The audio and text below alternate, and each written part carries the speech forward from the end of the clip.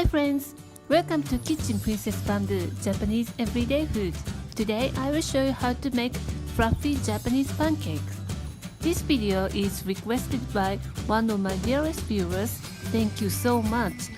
This type of pancake is very popular in Japan nowadays, and you have to wait in a long line to get a seat. We love fluffy and airy sweets as I shown in my previous video. Follow the steps in this video and you will have these amazingly fluffy pancakes at home. The ingredients are the same as a regular pancake, but the procedure is quite different. Let's get started. First, whisk together the egg yolk and sugar until pale. Add oil and milk in 3 times and whisk well each time.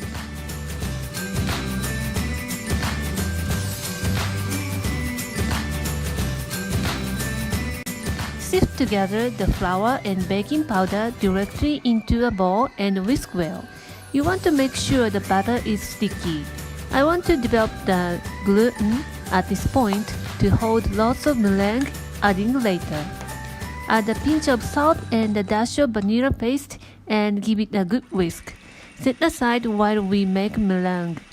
Start whisking by using a hand mixer on low. When all the egg whites becomes a foam, add a half of granulated sugar. Keep whisking until the sugar dissolves and looks shiny. Add the rest of the sugar. When all the sugar dissolves and the meringue looks shiny, turn the speed to high and whisk until stiff peaks form. It's going to take about 3 minutes.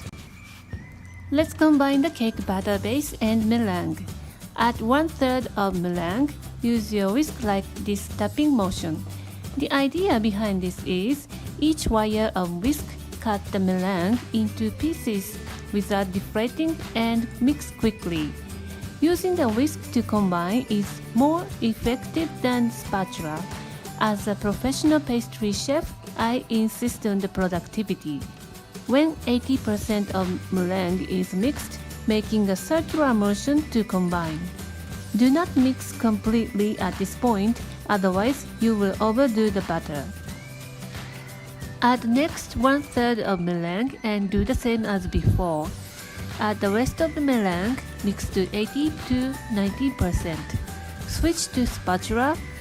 Mix using folding motion to make sure every part is mixed. Look at the fluffy cake batter. It holds its shape when we drop if we properly mixed.